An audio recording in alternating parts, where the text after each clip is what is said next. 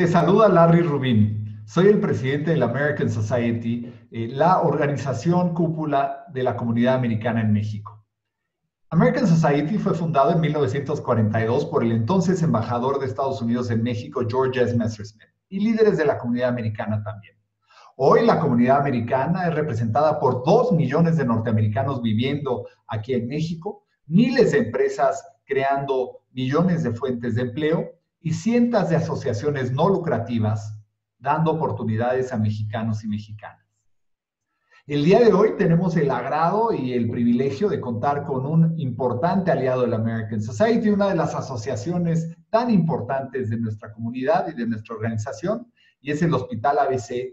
Y hoy tendremos el agrado y el gusto de escuchar y platicar con el doctor Moreno, que es un muy reconocido infectólogo de la nación. De igual forma, pues estará guiada esta conversación por nuestra propia miembro del consejo, Patricia Kelly, Patty Kelly, que aparte, es gran amiga de la sociedad y, como decía, miembro del consejo directivo. Antes de pasarle el micrófono a Patty Kelly, quisiera también agradecer a nuestros aliados, que sin ellos estos programas no serían posibles. Ellos incluyen a 3M, a EY, Dow, Constellation Brands y La Moderna. Nuevamente, muchas gracias por acompañarnos y espero disfruten de este programa. Efectivamente, Larry, estamos muy honrados en recibir al doctor Francisco Moreno por tercera ocasión en esta plática y seguimiento sobre el COVID-19. El día de hoy nos dará su visión sobre el tema de los avances en materia de inmunidad, vacunas y medicamentos. Y bueno, realmente el doctor Moreno es una eminencia en el tema del COVID-19 y se ha convertido en un referente para muchísima gente y definitivamente para los miembros de la American Society y nuestros seguidores. El doctor Francisco Moreno es un destacado médico egresado de la Universidad La Salle con especialización en medicina interna por el Centro Médico ABC. Cuenta con una amplia experiencia en enfermedades de transmisión sexual, inmunoterapia, epidemiología, hepatitis, sepsis, medicina del viajero y enfermedades infecciosas. Realizó la subespecialidad en infectología en la Universidad de Texas en Estados Unidos, yay, Longhorn, obteniendo el premio Merck al mejor residente del estado de Texas. Actualmente es el director de medicina interna del Centro Médico ABC Observatorio. Ha sido profesor titular de la especialidad de medicina interna de dicho centro, manteniéndose en los primeros lugares a nivel nacional desde hace más de 14 años. Ha publicado más de 75 artículos, incluyendo 3 en JAMA, y ha colaborado en 12 libros como editor de capítulo. Tiene 5 ediciones del libro ABC de la medicina interna y ha dedicado más de 200 conferencias en congresos nacionales e internacionales. Por todo lo anterior, el doctor Moreno es reconocido como un referente especialista en infectología en la Ciudad de México. Además, ha sido galardonado como uno de los mejores 50 médicos de México en los Top Doctors Awards 2016 y 2019. Bueno, pues es para mí un inmenso placer cederle la palabra a nuestro gran amigo y aliado, el doctor Francisco Moreno. Y bueno, el micrófono es todo tuyo, Paco. Mil gracias, Pati. Es un placer y un honor estar con ustedes otra vez. Ha sido muy reconfortante participar con ustedes en estos seminarios y tratar de compartir lo que vamos aprendiendo de esta enfermedad que ha sido tan complicada y que ha ido cambiando día con día. Se encuentran cosas nuevas. Tenemos que estar realmente en una actualización prácticamente diaria porque esto cambia. Les voy a presentar una pequeña presentación acerca de lo nuevo que hay en el COVID y en base a eso dedicar un tiempo a preguntas y respuestas. ¿Cuál es la situación en México del COVID actualmente? bueno, en el mundo pues, acabamos de pasar los 12 millones de infectados. Es impresionante ver cómo una enfermedad que era desconocida hasta diciembre del 2019, en un tiempo de 7 meses, lleva más de 12 millones de infectados. Es decir, es una persona que se infectó por este virus ha sido capaz de, en un periodo tan corto, de infectar a más de 12 millones de personas. Y digo más porque seguramente, como la dinámica que aprendemos ya con el virus, en donde muchos son asintomáticos, el número de casos real en el mundo es muchas veces más el de 12 millones, ¿no? Y también, desafortunadamente, ha sido una enfermedad asociada a una mortalidad importante. Hay más de 500,000 de muertes, pero creo que el primer punto importante que hay que recalcar es, de esos 12 millones de infectados, ya hay más de 7 millones de individuos que se han recuperado. ¿Por qué este punto es tan importante? Porque hoy en día, hoy que es julio 8 del 2020, no conocemos casos de doble infección. Es decir, no hay nadie que haya presentado 2 veces COVID. No hay nadie que se haya hospitalizado 2 veces por COVID. Ha habido personas que duran tiempo eliminando el virus o fragmentos del virus. Recordemos que la prueba diagnóstica capta fragmentos del virus. Entonces hay personas que después de dar una PCR negativa han dado PCRs positivas, pero se ha demostrado que esas personas eliminan fragmentos de virus y a la hora de cultivar el virus no crece. Entonces esto es una muy buena noticia, porque al pasar del tiempo y no presentar casos nuevos de esta enfermedad, quiere decir que de alguna manera los que se recuperan quedan protegidos en este tiempo para tener una segunda infección. Y empezamos un poquito a entender con lo que les voy a presentar por qué sucede esto.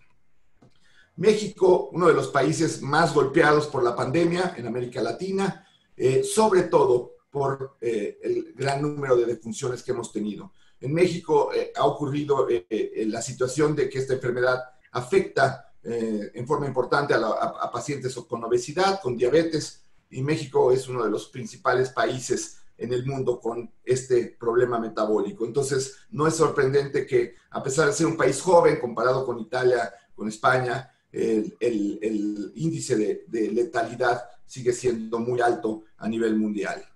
Y bueno, el otro problema que estamos teniendo en México es que, por cuestiones de tiempo y por la forma como se ha llevado la pandemia, necesitamos pasar de un confinamiento incompleto, de un confinamiento que no fue adecuado, satisfactorio, porque no se confinó a la población completa por un tiempo adecuado. Se confinó a la población que pudo confinarse, ya sea porque podía o porque quería, y aquellos que no podían por cuestiones económicas y aquellos que no quisieron confinarse porque no creían en la enfermedad, han provocado que esta enfermedad continúe en la comunidad.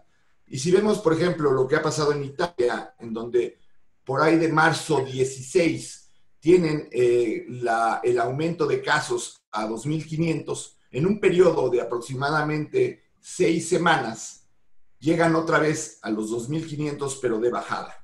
En cambio, veamos en México que llegamos a 2.500 en mayo, aproximadamente mayo, sería mayo 20, y estamos en julio 5, es decir, después de 6 semanas, en lugar de presentar este descenso, julio 5 es el día que más casos ha presentado, más nuevos casos ha presentado México. Entonces, esta curva no la hemos logrado tener. Hemos tenido una curva totalmente ascendente, y también esto pues acaba afectando a la población que mantuvo un confinamiento durante un tiempo adecuado. ¿Por qué? Porque esa gente sale a la comunidad y en la comunidad sigue habiendo contagios por el virus. No se disminuyó el contagio. Y entonces, como ir sacando a la comunidad en partes y manteniendo un número de personas que pueden continuar siendo susceptibles a tener la infección. Sabemos que el virus presenta 3 fases, una fase de inflamación, una fase de viral y una fase muy importante que es de coagulación, un problema de coagulación. Hemos aprendido de la enfermedad, hemos aprendido que si tratas a la enfermedad en la fase inicial con los pocos, pero con los antivirales que existen, puedes tener una respuesta, que después lo que tienes que hacer es disminuir esa respuesta inflamatoria y que durante este periodo se empieza a producir un estado que llamamos protrombótico, es decir, favorecedor de la formación de coágulos, y es cuando la persona entonces empieza a tener problemas pulmonares complicados por esta inflamación y esta trombosis que se da. Y bueno, ¿cuál es el estado actual de los tratamientos para COVID? Una enfermedad nueva requiere de tratamientos que sean efectivos para esa enfermedad. Desafortunadamente, el único antecedente que teníamos de coronavirus habían sido tanto el SARS-1 en el 2002 como el MERS en el 2012, pero esos dos virus se lograron controlar con relativa facilidad, habiendo no tantos casos, evidentemente, y con una mortalidad menor, si bien los índices de mortalidad eran más altos, fueron menores. Entonces, cuando aparece esta enfermedad, inmediatamente volteamos a ver lo que sucedía en los tratamientos que se utilizaron con estos pacientes y empezamos a buscar estas medicinas que ya existían para probarlos. Y el problema aquí es que es una enfermedad que requiere que tengamos resultados rápidos. Es muy difícil establecer comparativos porque no tenemos un medicamento que sea el standard of care, no tenemos ningún medicamento que haya demostrado que sea el medicamento. Entonces, las comparaciones son entre la posibilidad de que uno funcione y otro que no funcione, o incluso comparar medicamentos únicamente con pacientes que se dejan al manejo de terapia intensiva sin recibir ningún medicamento. ¿Y cuál es el estado actual? Pues en cuanto a los antivirales, el único que realmente ha demostrado en 2 estudios que puede ser útil es el famoso Remdesivir. Este medicamento lo produce Gilead. Hasta el mes de mayo de este año fue aprobado por la FDA para hacer tratamiento de pacientes con SARS-CoV-2 y eso en base a 2 estudios que se presentaron, uno multicéntrico en Estados Unidos con 1,063 pacientes, en donde logró disminuir la mortalidad del 12 al 7%, y en otro en donde mostró que el uso temprano podría incluso ser utilizado por 5 días en lugar de 10 días. ¿Cuál es el problema del Remdesivir? Acaba de ser aprobado por la FDA, no hay disponibilidad en prácticamente todo el mundo, menos pues solamente en Estados Unidos en un inicio. Es costoso, es por la vena, entonces el paciente tiene que estar hospitalizado. Y bueno, la disponibilidad de este medicamento en otros países que sean fuera de Estados Unidos es muy mala, es muy baja. Conforme se vaya produciendo más medicamentos, pues tendremos más oportunidad de tener esta opción en el manejo. Mucho se habló de la hidroxicloroquina y de la cloroquina. Hubo mensajes incluso de que era un medicamento que se podía utilizar de forma preventiva. Hubo un estudio grande en Marsella en donde demostró que la combinación de acitromicina más hidroxicloroquina tenía un beneficio muy grande. Después apareció un estudio en Lancet en donde mostraron que los pacientes que recibían hidroxicloroquina podían tener un aumento en la mortalidad por arritmias. Y recientemente un estudio de un grupo que se llama Recovery, que es un grupo muy grande en el Reino Unido, que ha ido realizando protocolos con diferentes medicamentos, demostró que no había ningún beneficio en el uso de la hidroxicloroquina. Entonces ha puesto en duda la ventaja. Incluso la Organización Mundial de la Salud actualmente opina que no es un medicamento que debería de usarse en forma rutinaria. La citromicina, que es un antibiótico, se ha utilizado como medicamento para el COVID, debido a que tiene un efecto antiviral. Esto se demostró contra el virus del Zika, el virus de la influenza,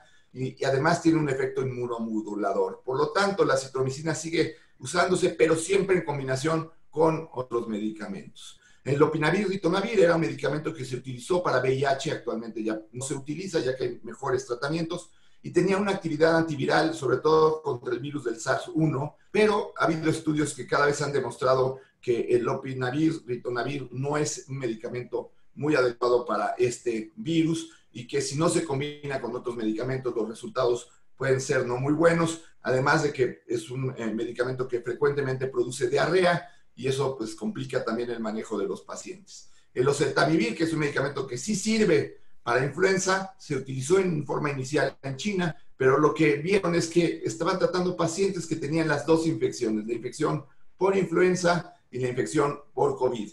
Evidentemente esto podría pasar otra vez si la epidemia de COVID se prolonga hasta octubre, septiembre, octubre, noviembre, entonces vamos a empezar a tener coinfecciones y es entonces donde puede funcionar. Pero como medicamento específico para COVID no ha tenido resultados favorecedores. También está el Favipiravir, que es un medicamento que se ha utilizado en Asia.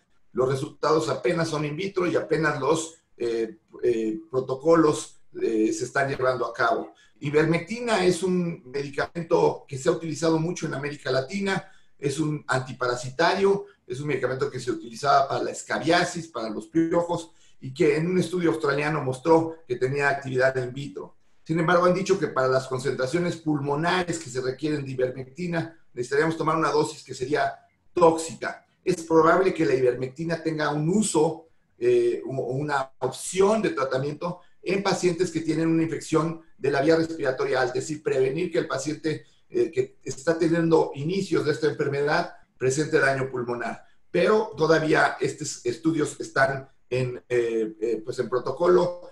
Lo que les quiero decir es que quitando el remdesivir no tenemos un medicamento que realmente haya comprobado que tenga efectividad, y este medicamento que sería el mejor, pues disminuyó la mortalidad del 12 al 7%, es decir, una tercera parte de los pacientes, lo cual implica la necesidad de seguir investigando nuevos fármacos. La segunda fase, que es la fase de inflamación, ahí tenemos varios medicamentos que se están utilizando. Uno es el tocilizumab, es un inhibidor de interleucina 6, que en varios estudios ha demostrado que puede evitar que el paciente llegue a intubación, que puede disminuir la inflamación de esta parte del cuerpo y por lo tanto ayudar a que el paciente pueda ser rescatado sin necesidad de permanecer en el hospital por largo tiempo. Estamos utilizando plasma de suero convaleciente, es decir, pacientes que ya se curaron de COVID, tienen en su plasma anticuerpos que pueden ser útiles para pacientes que no están teniendo una respuesta inmune adecuada. Este tipo de tratamiento pues ya tiene mucho tiempo, se llevó a utilizar incluso en la epidemia de influenza española, y la idea es el paciente que se recupera debe haber desarrollado una buena respuesta del sistema inmune y por lo tanto puede ayudar a otro paciente que no está teniendo esa respuesta. Ahí, evidentemente, el estudio de Recovery que mostró que la dexametasona es un corticosteroide que demostró que en pacientes que tenían baja de oxigenación evita que haya mayor inflamación y por lo tanto evita que el paciente llegue a terapia intensiva y disminuye la mortalidad también en un 30%.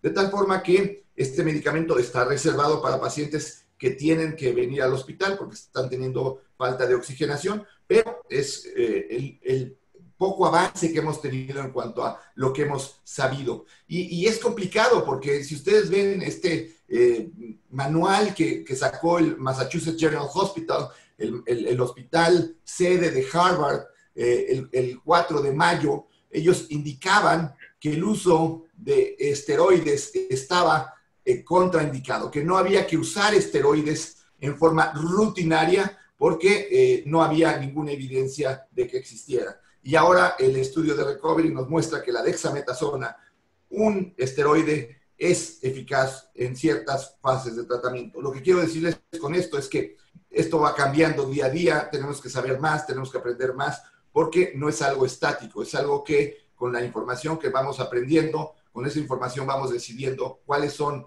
las nuevas formas de manejar esta enfermedad. Y bueno, ¿cuál es la situación de la vacuna? Existen diferentes fases para que una vacuna pueda llegar a ser aprobada. Primero, hay que estudiar la vacuna y eso se hace de una forma preclínica. Es una vacuna en donde todavía no se prueba en humanos. La fase 1 es una vacuna en donde se valora seguridad y se ve que sí produzca una elevación de anticuerpos. La fase 2 es para valorar seguridad en la población mayor. Es decir, lo más importante en el diseño de una vacuna es valorar la seguridad. Y una vez que la seguridad queda clara, entonces hay que valorar en la fase 3 eficacia. En este momento tenemos 2 vacunas. Esperábamos ya tener 3 vacunas en fase 3, pero una vacuna de ellas todavía no ha llegado a fase 3. Y por lo tanto, a pesar de que existe avance, seguimos todavía en esa espera. ¿Cuáles son esas vacunas? Bueno, pueden ser de diferentes formas. La vacuna que primero tomó un poquito de publicidad fue la vacuna que hacía la Moderna. En este momento la vacuna sigue en una fase 2. Esperábamos que para julio entrara en la fase 3, pero ha habido un poco de problema con la seguridad. Esta vacuna es una vacuna genética en donde lo que se hace es incluir en una partícula inerte de partes del ácido ribonucleico del virus y generar una respuesta viral. El binomio de AstraZeneca, que se unió al Instituto de Vacunas de Oxford, provocando una vacuna que tiene un vector. ¿Qué quiere decir? Un vector es como un transportador del virus. Este es un adenovirus del chimpancé al que se le agregan partículas del virus del COVID y entonces el cuerpo produce una reacción inmunológica muy fuerte porque está reaccionando con varias partículas que generan inmunidad, algunas del adenovirus, otras efectivamente del COVID, y de esa manera lo que se busca es una respuesta inmunológica muy avanzada. AstraZeneca, Oxford han dicho que para finales de septiembre, principios de octubre, podrían tener 1 billón de dosis. Se ve un poco complicado, esperemos que así sea, pero la realidad es que para una vacuna vemos que probablemente se tenga para finales de año y principios del siguiente, lo cual de todas maneras sigue siendo un tiempo récord. También está la vacuna de Novavax, que también se encuentra en una fase 2, que son vacunas de las proteínas del virus, y hay una nueva vacuna de virus vivos atenuados. Esta vacuna que ya llegó a fase 3 es una vacuna que están diseñando Pfizer y BioNTech. BioNTech es una compañía de biotecnología, algo similar a lo que está haciendo AstraZeneca, y Pfizer, bueno, pues es un gigante de la industria farmacéutica. La idea es que se desarrolle la investigación y por otro lado se desarrolle el poder realizar múltiples viales para que se pueda tener disponible en muchos sitios. Y probablemente la noticia más importante que hemos recibido en las últimas 2 semanas, y yo diría que es la noticia de la pandemia, es que hemos descubierto, o se descubrió en base a los estudios de los suecos, que la mayor parte de la inmunidad que tenemos del COVID es una inmunidad celular. Esto lo empezamos a entender cuando veíamos que muchos de los pacientes que tenían COVID, y sobre todo aquellos asintomáticos, pero que habían tenido una prueba de PCR positivo, no elevaban anticuerpos. No podíamos entender por qué estos pacientes no elevaban anticuerpos. Empezó a surgir el miedo de que estos pacientes pudieran tener una segunda infección pues en un tiempo corto, pero como les comentaba, ya ha habido, y vieron la gráfica de Italia, se ha visto que después de una ola muy grande, pues disminuye el número de infectados y la población se mantiene inmune. Y lo que los suecos demostraron en 203 pacientes, de los cuales muchos de ellos fueron asintomáticos, es que esto depende de una célula que se llama linfocito T, es un linfocito que se encarga de producir citocinas, y si recordamos en la inflamación del pulmón se ha hablado de la tormenta de citocinas, y esto genera una respuesta de inmunidad celular. ¿Qué implicaciones tiene el conocer esto? Uno, que la inmunidad que teníamos pensado que era baja, porque nada más detectábamos anticuerpos en un porcentaje de la población que había tenido COVID, es probable que sea mucho mayor porque los otros pacientes tienen este tipo de inmunidad. Esa es una maravilla porque la inmunidad es mucho mayor a lo que hemos tenido como reportado por diferentes estudios. Segundo, esta inmunidad es muy potente, pero lo mejor de todo, esta inmunidad es muy duradera. Si esto se confirma, estamos hablando que los pacientes que tuvieron COVID pueden permanecer inmunes no meses, años. Y eso permitiría que los pacientes tuvieran la oportunidad de tener una vacuna, ya que pues, se curan de COVID, desarrollan esta inmunidad y pueden permanecer inmunes por largo tiempo. Así es que esto que demostró el Instituto Karolinska de Suecia, si se puede corroborar en otros institutos, pues sería fabuloso. Y después el reto sería realizar algún tipo de prueba que pudiera permitir que nosotros, a la población general, checáramos si tienen esta inmunidad y de esa forma, pues evitar que la pandemia continúe. Aquí voy a parar, esto es lo más nuevo que hay en cuanto a los descubrimientos y las investigaciones que hay en cuanto a este virus, pero como les comento, esto sigue en investigación, pero esta podría ser, insisto, la mejor noticia que el COVID nos ha dado desde que apareció, que provoque en el ser humano una fuerte inmunidad celular y que eso permita que los que se recuperen duren inmunes por largo tiempo. Pues muy interesante y qué bueno escuchar noticias positivas, porque la incertidumbre creo que también nos ha causado este, mucho caos. Preguntando sobre el remdesivir, aquí tengo algunas preguntas, doctor. En alguna ocasión vi que, inclusive creo que fue usted que pedía apoyo a COFEPRIS para permitir que los medicamentos llegaran a México. ¿Qué tan avanzados estamos en el sentido de que se abra la frontera y nos permitan recibir los medicamentos? En cuanto a remdesivir, ahorita la única forma de obtenerlo es a través de protocolo de investigación. Es un protocolo que se tiene que pasar a COFEPRIS aprobarlo. Pero ahorita el problema que hay es que el remdesivir uno lo esperaría como lógico, sea destinado a los Estados Unidos, porque los Estados Unidos es en donde está el laboratorio que lo produce, y los primeros que quisieron acaparar las dosis de remdesivir pues son los americanos, que están teniendo un problema fuerte en cuanto también a un segundo brote después de lo que ocurrió en Nueva York. Estamos viendo brotes en Texas, en Florida, en California. Entonces, pues ellos tienen una necesidad también importante de remdesivir. Entonces, de alguna manera suena difícil, pero estamos como formados para poder tener la posibilidad de tener la disponibilidad de este medicamento. Claro. Y teniendo, si ya estuvieran en control, digamos, los medicamentos y lograran su función en los hospitales, ¿qué tiempo le calcularían que esta pandemia o este virus se prolongaría en el sentido global? Si la situación ahorita es real y lo que vemos de inmunidad celular es algo que se confirma, lo que va a suceder es los países que lograron tener un buen control de la pandemia, estamos hablando de Corea, estamos hablando de Nueva Zelanda, Islandia, países en donde hubo muy pocos casos y lo controlaron bien, esos países van a tener menos inmunidad y pueden tener segundas olas. Los países en donde tuvieron una afección masiva, por poner un ejemplo, lo que sucedió en Nueva York. En Nueva York hicieron estudios de anticuerpos y encontraron que 33% de la población tenía anticuerpos. Pero si estamos hablando que probablemente haya un número muy alto, similar, de personas que tengan inmunidad celular, entonces el porcentaje ya no va a ser 33, sino va a ser 66 o 70. Y en el momento que llegas a 70, la posibilidad de diseminación del virus cae inmediatamente. Entonces aquí, si esto se demuestra, los países más golpeados por la pandemia en la primera ola difícilmente van a tener segunda o tercera ola.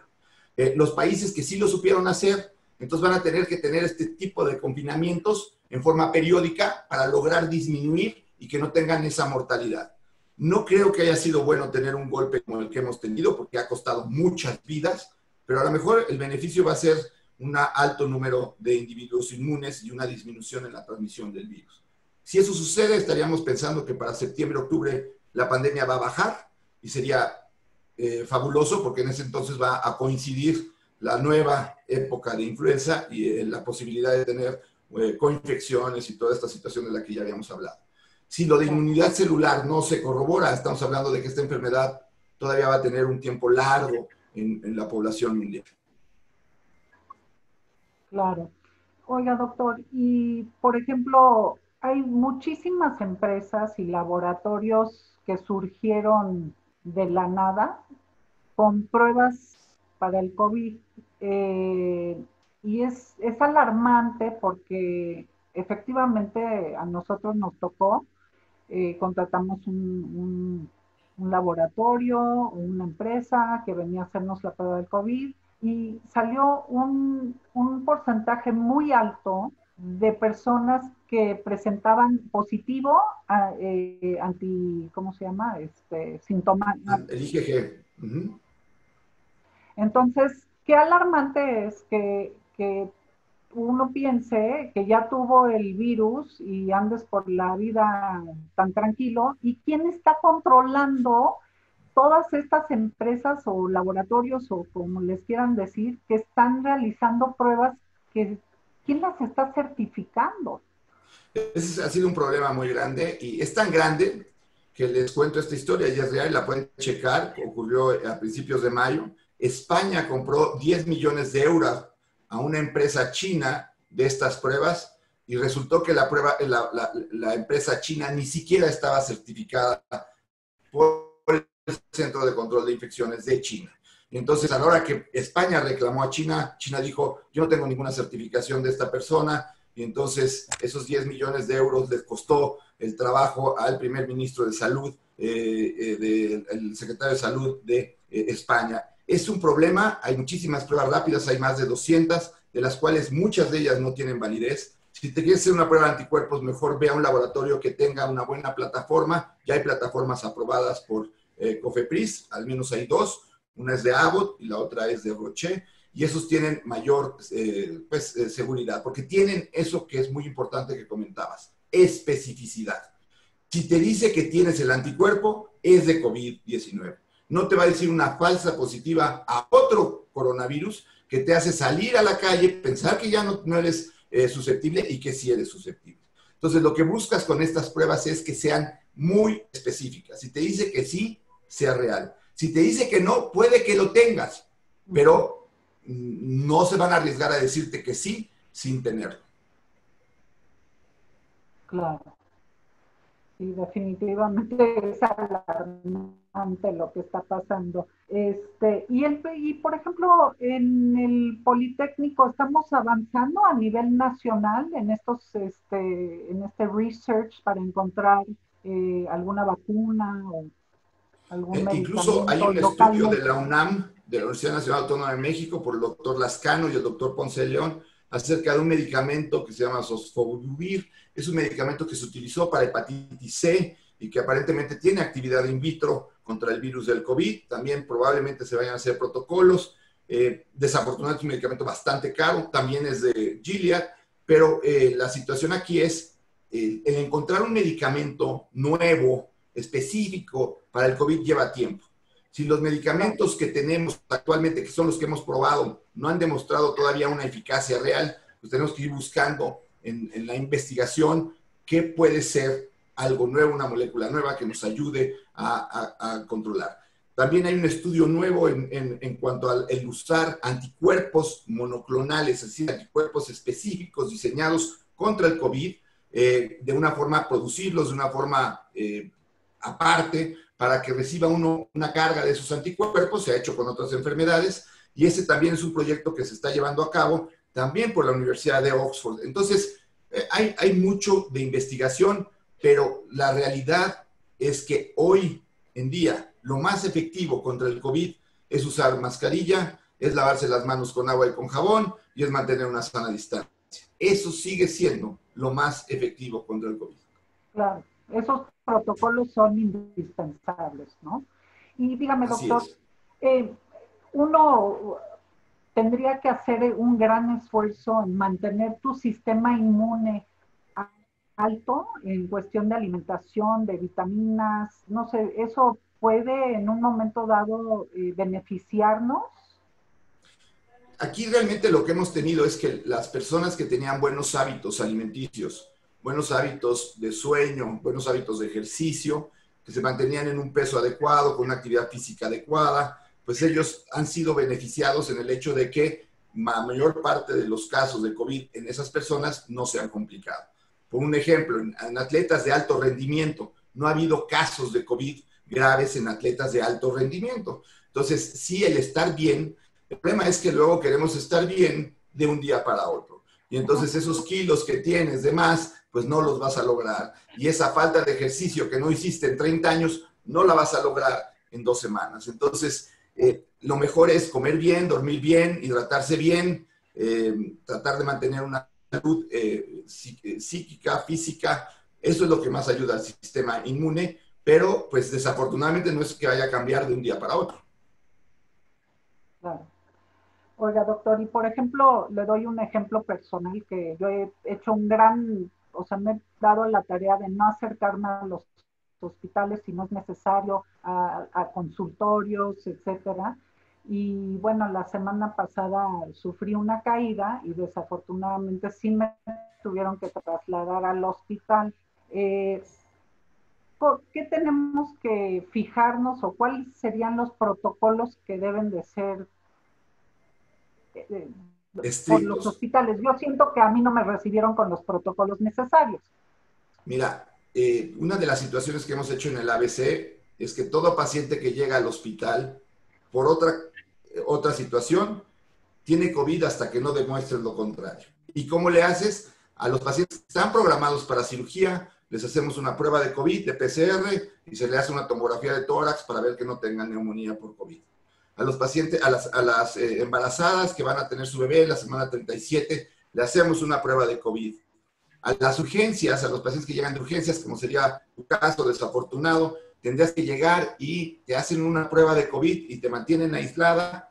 Si te resulta que te hacen el procedimiento que te tienen que hacer, después te dejan ir, pero te avisan del resultado. Si te tienes que quedar en el hospital, te mantienen en urgencias hasta que no tengamos el resultado, y de esa forma prevenimos de que una persona que tenga COVID accidentalmente llegue a un piso de medicina general y vaya a contagiar a otros pacientes o al personal de salud.